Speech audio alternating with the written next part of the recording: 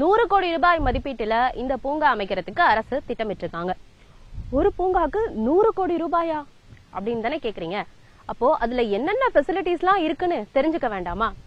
வாங்க அதை பத்தி டீட்டெயிலா தெரிஞ்சுக்கலாம். சுற்றுலா தலங்களை மேம்படுத்தவும் புது சுற்றுலா தலங்களை உருவாக்கவும் தமிழ்நாடு அரசு நடவடிக்கை எடுத்துட்டு இருக்காங்க. இந்த லிஸ்ட்ல புதுசா ஒரு பாரம்பரிய பூங்கா இணைய போகுது.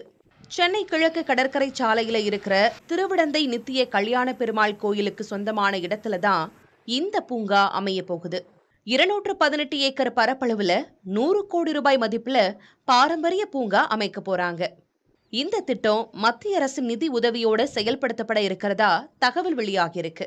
100 கோடி ரூபாய்க்கு உருவாகிற பூங்காவில என்னென்னலாம் இருக்கும்னு தெரிஞ்சுக்க எல்லாருக்கும் ஆர்வம் இருக்கும்.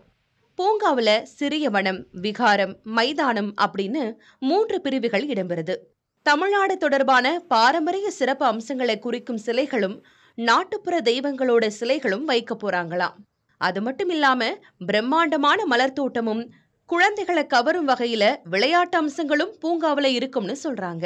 இது இல்லாம 2 நட்சத்திர விடுதிகள், படகு சவாரி, ஆயிரக்கணக்கான கார்கள் பைக் நிறுத்துற மாதிரி பிரம்மாண்டமான கார் பார்க்கிங் என எக்கச்சக்கமான வசதிகளோட பூங்கா தயாராக போகுது.